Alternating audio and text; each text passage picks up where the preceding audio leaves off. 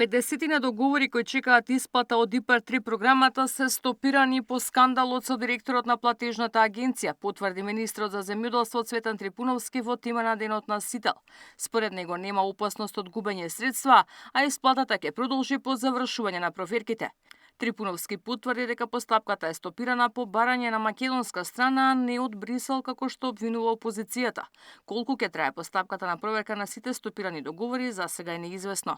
Она што од ИПАР-3 програмата е изреализирано се склучени 453 договори, кои што се веќе се во некоја завршна фаза, само 50 на договори се во фаза на исплата. И само тие договори се во моментов на проверката стопирани. Проверките ќе се прават во делот на реализацијата на ИПАР програмата, додека националните плаќања, сите јавни повици кои што ги има спроведено Агенцијата за финансиска поддршка, кои што беа изминатава година, ќе си продолжат со теков на реализација. Јас во моментов не гледам опасност од губење на овие средства, напротив, ова ќе биде само еден момент каде што ќе се проверат работите и ќе се продолжи теком да се реализира. Опозицијската СДСМ пак обвинува дека со замрзнувањето на средствата од ИПАР-3 државата ризикува да загуби дел од парите планирани во програмата која на Македонија е на располагање до 2027 година.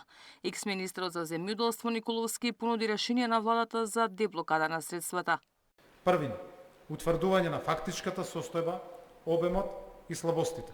Второ, врз база на овие наоди и извештаи, заеднички да се подготви обемен акцијски план кој државата ќе го достави со задачи, со брзи рокови и ќе го презентира до Европската комисија.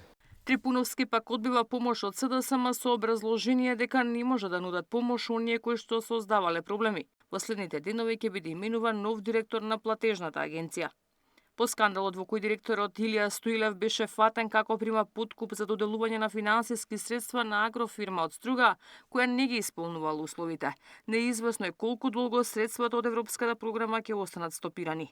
Стоилев беше фатен додека примал подкуп од 400 евра како прва рата од ветените 50.000 евра од струшката фирма. До овој момент само македонските институции работат и прават проверки што се случувало во платежната агенција, тврди Трипуновски. Брисел ја поздравил акцијата и чека дополнителни информации од нашите институции, но се воздржуваат од дополнителни коментари. Во случајот 5 мина се осомничени, 4 се во ефективен, а 1 во куќен притвор. Ивана Соколовиќ најдова, Сител телевизија.